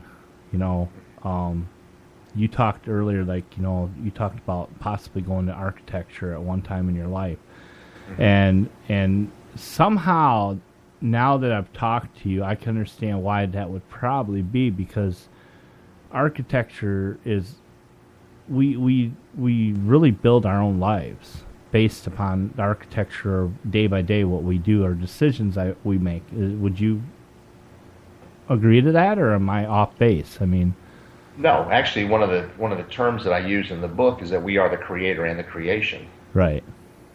So we are creating our. I don't like to say we're creating ourselves, because we're creating our life experiences. Right. And as the human, we get to have that experience, but we're creating those. So we're the creator of those experiences, and we're the creation of it, and that we are the experience we have. Mm-hmm. Mm-hmm. Well, I think it's amazing, because everybody has their own outlook on life. Everybody has their own, I guess, their own agenda. Or call it what you may, I guess. But I see a lot of different people. I meet a lot of different people, and you kind of watch them, and you kind of look at them. You're kind of examining them. You're kind of looking at them and finding out what makes them tick. Mm-hmm. And really, I find myself doing that sometimes, because I want to know how they got to where they are today, and it's kind of like why I started this show. It's so I could find out from people, how did they get here, and what was your journey? Because what it sounds like this is your journey. This is what you were meant to do, and you designed it. Do you believe that? Do you believe in fate and stuff like that, or? Well, I don't. Did you say fate? Yeah. I don't necessarily believe that there's fate where something. I don't believe my life was pre-constructed. Let me put it that way. I don't think that it was all laid out, and that's why we have free will, because we make choices as we go along. So you don't believe that in some Christian and other, they say that your life has been written. You're saying that it hasn't been written, that you're the writer, you're the creator. Yes. Oh, wow. Yeah, that's what I'm saying. Yeah. That's see, I'm catching on. But think about what I said in terms of why we're here and who we are. If we are an extension of the divine, and we're creating the experiences so that the divine can have the experiences through us, right? Then what the divine wants to have is as many unique experiences as possible. So everybody's life is going to be a different set of circumstances and experiences and expressions, which allows the divine to have all of these various experiences and expressions. And if it were all predetermined, it wouldn't have the same, I don't even know how do I want to say that. It wouldn't have, I was going to say it wouldn't have the same effect or impact, but it wouldn't be the same uniqueness to it. It would be programmed, and it's not about it being programmed. It's about it evolving as it goes on, as we make choices. See, I believe the end result is determined, and I'm not talking about the end result of each lifetime. I'm talking about the end result after everything is said and done, and let's say we become an actualized human being, or we become evolved as a spiritual being, and we no longer come back to planet Earth to have these experiences. I think that's already been decided. Everybody ends up there. Mm-hmm. Eventually, everybody ends up there. I don't care what any religions say. Everybody ends up there. In my opinion, there is nowhere else you go. Really? Really. So you don't believe, spiritually, you don't believe that there's another side to in the spirit world? Do you believe that? Or do you believe that when it's over, it's over? Oh, no. When are you talking about when we die physically? Yeah. Oh, no. Maybe I misunderstood. No. We live infinitely. There is no death. See, the physical body dies, the spirit continues on, or the soul continues on. And there's different realms within the spiritual world. What I don't believe in is hell. Oh. Because I personally believe that we create hell while we're living here. You know what? I can actually agree. Sometimes believe me, I gotcha. I look at the things that we do to ourselves and to each other, and I can't imagine making things worse. It doesn't make sense. And then, of course, it just depends upon what your beliefs are. Right. I happen to believe that God or that supreme being is absolutely, totally non-judgmental. And because there is no judgment, why would there be punishment? You know what? I really, really am very thankful you came on here tonight. Because that right there was, you just knocked it out of the park. With everything that you've talked about. Because I agree that I can't believe that this supreme being, whoever it may be, would, it's like I think it was during the interview we had with Pamela, I had questioned her, I said, do you feel that, God is can punish, and she had the same kind of the same idea in different conversations I've had with her. Mm-hmm. And so I agree. I'm really getting to the point where my grandmother force-fed us the Bible when we were growing up. And mm-hmm. boy, if we messed up, we were going to hell. Mm-hmm. And so it terrified me. Everything that I did, I felt guilty. She made me feel so guilty about. Mm-hmm. If you look at a girl, you're going to go to hell. If you look at that girl and you lust after her, you're going to go to hell. I mean, to me, it was like one day I asked the question, how the hell can you not lust after somebody? Or see a beautiful woman and not think, wow, she's really pretty. Oh, so I'm sorry, I got off on maybe the wrong thing here, but it sounds to me that you bring a lot of the spirituality into your speaking, into the way that you have lived your whole life. And I like that. It's refreshing to know that people do feel the same way you do. And, but can you tell me what it was for you personally, on your own personal level, what it was that you've taken from the years of your experience, all these years that you've done this? What have you taken away from it?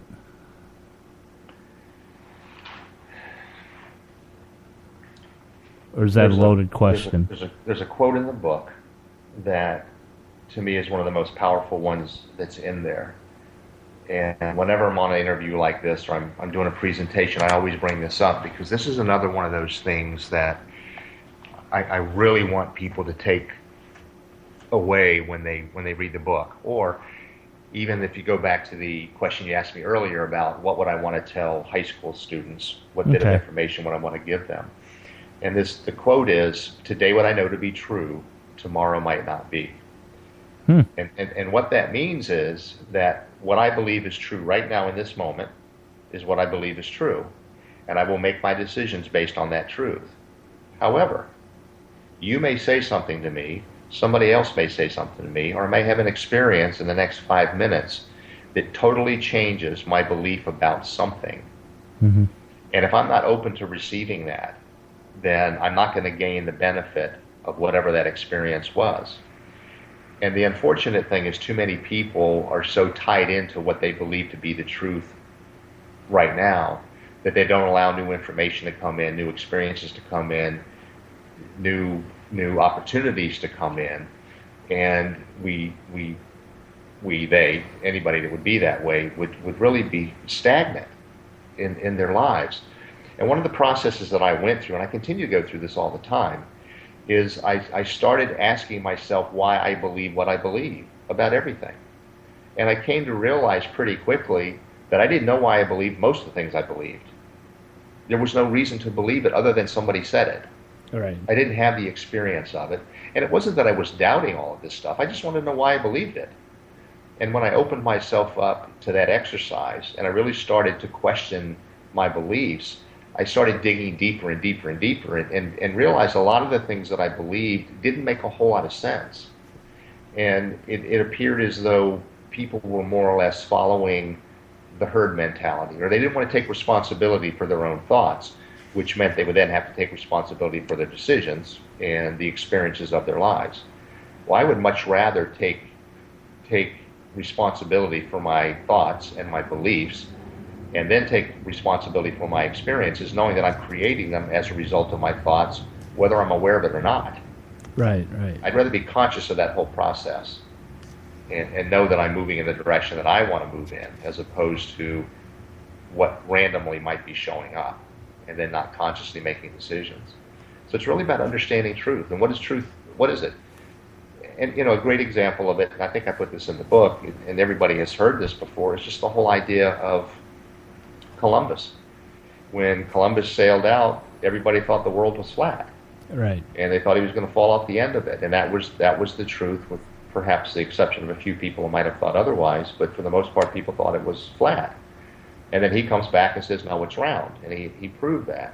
So it doesn't mean that people were necessarily wrong. It just means they didn't have the information at the time that disputed what they saw, which was when you looked out over the horizon, it looked flat. And that's all I'm saying. Just be open to new information and new ideas. What we know isn't necessarily the truth. Mm-hmm. Amazing.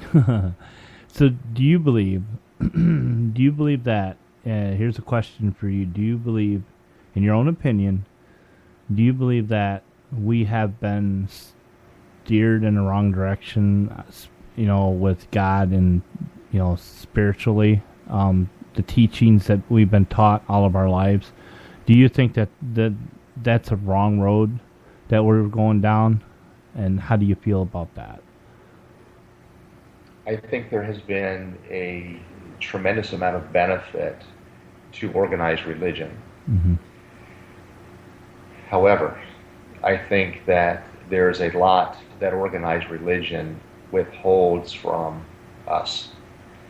I think that organized religion created a lot of what we receive as a control mechanism. Mm-hmm. And if you think about when all this took place, and it was back in the Roman times. Yes. When really religion,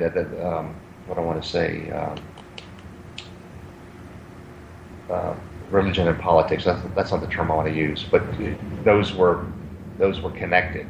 Right. And the church was the most powerful entity at that particular time. So a lot of the information that was put out was information that allowed the church to retain control, even to the point where the way that, at least my belief, my understanding, the way that it was set out was even to speak to God, we had to speak through the church. And that what the church would tell us is what God would have said to the church. And I don't believe that. I believe that we all talk directly to God all the time, and I believe God is always talking to us directly all the time. We don't need to go through some outside source. I don't need to go to some outside source to be forgiven for something that I probably didn't do, right, that I'm probably not being judged on anyway, but yet there's this idea that somehow I need to be forgiven for what I might have done. And it's, again, I'm not going to say that it's wrong because I think it has its place, but if you look at history and you look at all the things that were done in the name of religion, the millions and millions of people that were murdered as a result of their not believing a particular religion, it kind of throws those things into question, to me anyway. Right. As to why that all took place and what was the purpose behind it. I think if people would just recognize that we're all in this together, mm-hmm, that there shouldn't be these one person's beliefs about a supreme being is better than somebody else's. It's whatever it is. But here's the other thing of it. If somebody is born in in a family where they practice, where they're Muslims, and you have somebody who's born into a Christian family, well, who's to say who's right and wrong? The person that's born into the Muslim family was born in the Muslim family. That's how they're being raised. That's what they're being taught. That's their whole life. Somebody being born into Christian or Judaism or something like that, that's what they're taught. That's what they learn. And pretty much their whole lives, that's what they base it on, unless they get to some point where they start to question it and they look outside of that to see what might be more truthful for them. And so I don't believe that because somebody is born into a particular religion, that makes them wrong. And that's why I don't believe any one particular religion is right. There you go. You know, it's just like the question I asked someone. Now, I'll ask you this, and because you seem to be right on the same road that I'm on, traveling the same. And what it has to do with is one time I was at a church, and I asked the pastor. I said, he says that Jesus is not coming back until all ports pointing to the world, and every Bible is Christianity has been taught in every corner of the world. And I said, okay, but what about, let's just say we got this guy who lives in this whole village that lives out in this jungle, and they have their own God. It's not the God that we worship, but who's to say that it's not, is what I'm saying. And you're trying to tell me that, let's say a group of missionaries come out there, and let's say, they say, hey, we want to teach you Christianity. We want to teach you the Word of God. And the chief says, no. We're good. And so 50 years passes and stuff like that, and there's another missionary that comes there, new chief or whatever you want to call it. And these people this whole village goes through the whole life. And then let's just say, there is a second coming. And I asked him, I said, so you're telling me that these people are going to go to hell? And he said, yes. To that day, I could not believe it. I just could not believe that God would allow that to happen, because it's not those people's fault. There's no fault. It's what they were taught. We do this a lot in our world. We pass judgment on all religions. If you hear someone say they're Muslim, oh boy, everybody gets the hair on the back of their neck, stands up, and they're bad people. Mm-hmm. If someone's Jehovah's Witness, I mean, again, it's like, oh, they're the bad. What is the right religion? There is no right religion. And you talk about when all this stuff was written. When someone tells me that the King James Bible is the only true Word of God, I said, what are you talking about? God didn't write that Bible. A man wrote those Bibles. Mm-hmm. Anything about what I just said? No, I agree with it. But it all boils down to what's the truth. And how can one person say this is the truth versus what somebody else believes is the truth, and that was the way they were raised? And that's why I say we need to question that, really look at it. What makes sense? And when you look at the Bible and when the Bible was written well after the time of the events. And as you said, it was not written by God, it was written by man. It was written by man who didn't participate in the events. And the other thing that doesn't get brought up a whole lot is during that time, most of the world was illiterate. They didn't read and write. And so any information that was passed was spoken. Right. And how many times do you hear somebody tell a story, and you could hear the same person tell a story to 5 different people, and they tell it 5 different ways each time they tell it. So what's the truth behind it? You don't know. So there's just all this information that's been out there. And of course there's been a lot of information that's been recovered that are ancient texts that are supposedly parts of the Bible or books that were to be included in the Bible, but were not, because a decision was made that the information that they contained gave too much power to the people. It was more about who we truly are and who controls who, and our capabilities and the things that really we're coming to better understand now. And a lot of it has to do with the spirituality things that you and I have been talking about, and certainly that others talk about as well, Mm-hmm. that really show us how powerful we are. Right. And just goes back to, like, let's talk about the King James Bible. That was one of the reasons why the King James Bible was written, because they needed to control the people. They needed to have control of the people. And that's why, they brought in all these scholars and they translated the Bible into what we know as the King James, the Bible. But how much stuff was left out? They were trying to control the people, and that's what we've been living with religion our whole lives, is control of a being that we never see, but we know that's there. So, it's interesting to me.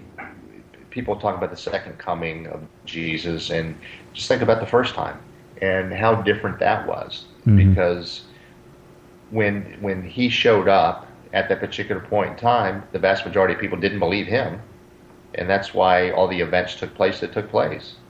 It was very challenging. His family, I'm not talking about his parents, but his family around him were questioning, who is this young man that thinks he knows all this information, is claiming to be who he says he is. And people were not receptive to it. So why do we believe that people would be more receptive now? Why is that going to be any different? And a question to me that I've always found interesting is, I think people have this idea and this image of who they think Jesus is. And how would anybody know when he shows up? He's not going to walk in here with a beard and long hair and a white gown. Or riding a surfboard, right? Yeah, I got it. How do you know? How do you know how that person's going to show up? How do you know it's not your next door neighbor? That's true. People that lived around him during that time were his next door neighbor. It's just interesting if we take the time to think about it in that context, right, of really what was going on during that time and what would happen now. To me, the whole idea of a second coming is the rising of the Christ consciousness within each one of us. It has nothing to do with that entity coming back and physically embodying a human body. It has to do with the Christ consciousness within each one of us. Love you, man. That's great. I do. You and I are we're on the same page. Definitely. You might be a lot more advanced than I am, but I guarantee I'm on the same page as you are. So we're at about 15 minutes to the end of the show, and this is a time when I take a little bit of control here, and I have a topic that I do want to talk to you about. And like I said, I never tell my guests what the topic is going to be about, because it's better to spring it on them. And what is your being in the professional world that you're in right now, and being in real estate is a key to you've seen a lot of things happen over the last couple of years. You've seen people lose their homes. You've seen foreclosed homes. You've seen a lot of companies popping up, and these mortgage relief companies, these people who go out and then they do short sales and all this other stuff. You pretty much had to witness that yourself.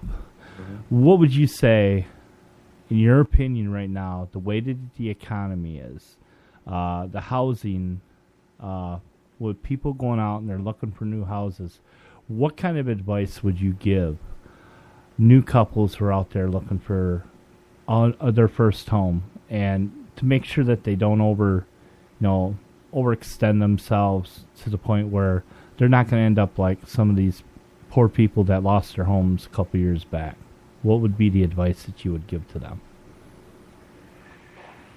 Well, we'd like to think that we all learned something from the experiences of the more recent downturn, because it was a recession that hasn't been equaled since the Great Recession in the 30s. And a lot of people got caught up in it. And the unfortunate thing is, in the real estate profession, we as realtors were caught up in it. The mortgage people were caught up in it. Everybody that had something to do with the industry were caught up in it. And it wasn't that people were being forced to buy houses that they couldn't afford to buy. They got caught up in it because there was this idea that the properties were going to continue to go up in value the way that they were. Here in the Washington metropolitan area, we saw appreciation of 20% a year for a couple years in a row. And that was crazy. And I've been in the business 36 years. It was crazy. And you couldn't talk people out of it. Now, because they wanted to be a part of it. They wanted to take advantage of it. And of course, it was like musical chairs. The last people standing when the music stopped lost. The people that bought the houses at the end, just before the bubble burst, were the ones that still haven't recovered because they paid at the absolute top, and then we saw prices in our area drop by 40%. So there was a huge drop-off, and we've recovered from that now. We're not to the same level of property values that we were at that particular point in time. Right. But I think the advice that I would give somebody is you make decisions based on housing and payments and things like that you're comfortable with and that you know you can handle regardless of whatever the circumstances are. Now, losing a job is something different. That's something that is somewhat out of your control. If you're doing the best job you can and your company you're working with is a good company, that shouldn't be an issue. But just being careful that you're not overbuying your needs and you're not overbuying your capability of being able to pay for it. Now, the fortunate thing is that, fortunate and unfortunate, because I think the pendulum swung too far to the other side. You used to be able to get a mortgage just because you signed a piece of paper, and you didn't even have to have a job, which was ridiculous. But loans were given to people that didn't have jobs. They would just fill out papers and they would be given a mortgage. Now there's a lot more that you have to go through to qualify for a loan, which means that some people can't qualify. But quite honestly, there are some people who shouldn't own a house. They're just not there yet. And I read a statistic somewhere, this is kind of getting off your question, but I think you'll find this interesting. And I think the number, if I'm not mistaken, is that if we have in this country somewhere around a 67% home ownership rate, meaning 67% of the people that can afford to buy a house actually own a house, that the economy is at its best. If we start to get a little bit above that, it starts to tilt the economy where we start to get in trouble because we need to have a certain amount of renters in the country. We need to have a certain amount of other types of housing to keep things in balance. Right. But somewhere around 67, 68% is that perfect percentage of home ownership that is a strong economy. So to get back to your question about the advice that I would give, it would just be about telling people live within their means. Don't overdo it. Don't overindulge. And you're talking about be true to yourself. Don't buy a big house because somebody else bought the house and you're trying to keep up with them. That's not you. That's not being true to yourself. That's getting outside of who you are. You're just trying to do that because of what your ego is trying to experience by you being able to drive up in your car to this huge house that you can't afford. And what good does that do you when you then have to have your ego get totally bruised by going through foreclosure? Do you believe that it's our fault for the last economic crash that we've had? Do you believe that it's our government, or do you believe that it's the people who caused the crash? Well, since we're all here on the planet together, we all did it. There you go. I think that and it's not over yet. There's a huge cleansing that's going on, and it's about corruption. It's about control. It's about greed, overindulgence. It's about all of these things, and it's giving all of us an opportunity to reassess who we are, to reassess what's important, to really take a look at our love and compassion for one another, our love and compassion for ourselves. The financial markets fell because it was all greed, and Bernie Madoff. I mean, all of those things that were taking place and all the money that was lost through those schemes like that is just, it's amazing. And then all the money that was lost in I can't remember the name of it, the other program where people's 401ks, the big company that tumbled. I can't remember the name of it. I'm lost at that too. But the biggest thing is that once on one of our shows, one of our hosts had mentioned, he says, we done this to ourselves because we were spoiled. We were not living within our means. We were tapped out on everything. For instance, I know a couple here in Michigan who literally They lived in a very expensive house, and he worked. His paycheck went every week just to pay for the mortgage of the house. I mean, he worked just to pay the mortgage. His wife worked to pay the bills. Mm-hmm. And when he lost his job, when he was laid off, there was nothing for him to do. There was no recovery. He had quad runners. He had a boat. He had all this stuff. And I was just like, my God, how, our fathers always say, save for a rainy day. Mm-hmm. Well, that was a hurricane. How the heck can we save for a hurricane when something like that happens in our society?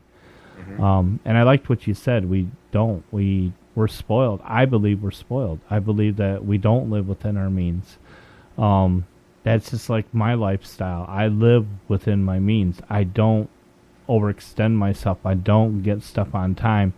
I try to pay everything with cash because I don't like owing. But then they say, of course, in the financial world that you have to owe in order to have credit, and I don't get that.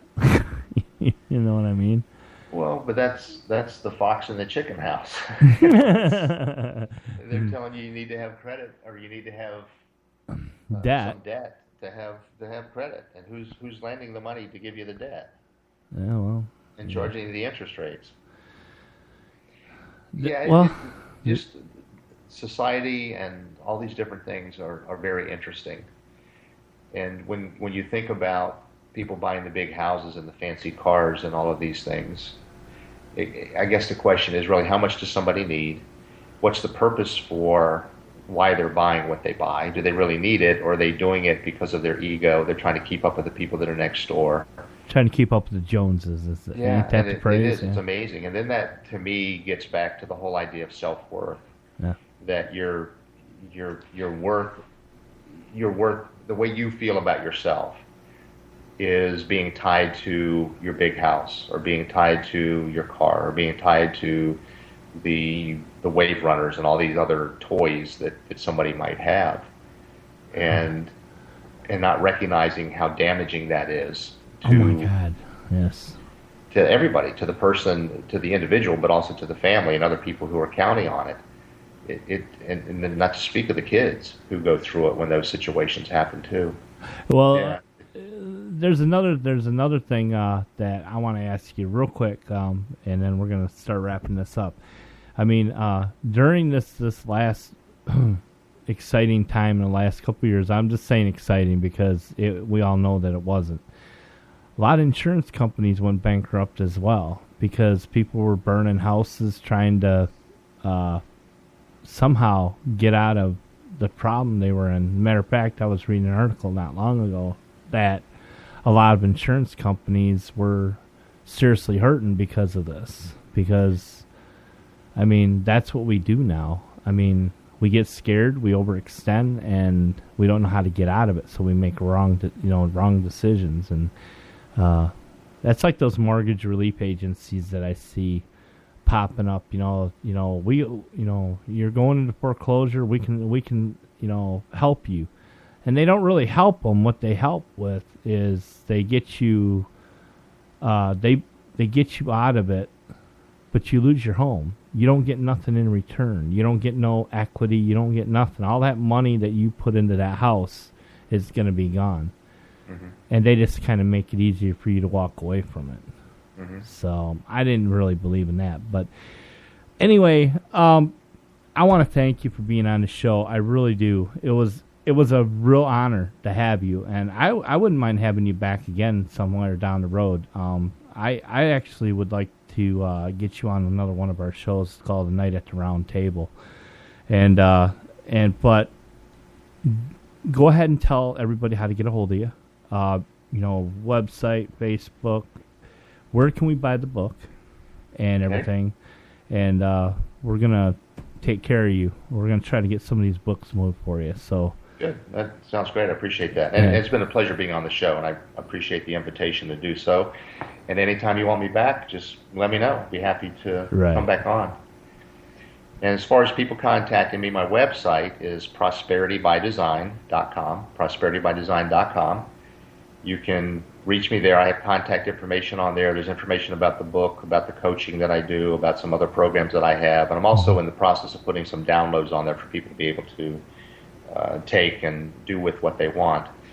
I am on Twitter. My Twitter name is @inspired10, @inspired10, @inspired10. And then on Facebook, it is, well, just do Jim Phillips. I can't remember what my Facebook actual page is, but I am on Facebook. People can find me on Facebook as well. Right. And if you want to call me at 703-626-8441. I'd be happy to talk to you. And my book's available at all of the online outlets, Amazon.com, BarnesandNoble.com. My publisher is Balboa, so you can also find it on BalboaPress.com. And if you go to my website, which is prosperity.com, you can also see a link on there to be able to buy the book. And there's an excerpt about the book on my website, too, if you want to read a little bit about it. I highly do recommend it. I'm not all the way through it, but I'm going to finish it up. And next time we have you on the show, I'm probably going to be drilling you for a lot more questions.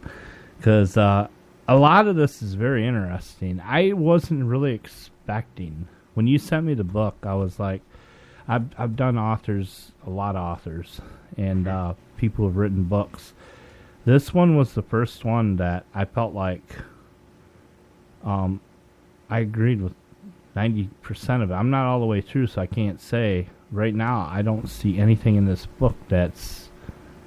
I recommend it to anybody out there. I really do. I really do. So, and I'm going to try to push it as much as possible. So that's my present to you. But again, I appreciate that. It was great having you on the show, and hope to get you back. And thanks again, and we'll catch you guys next week. Thank you.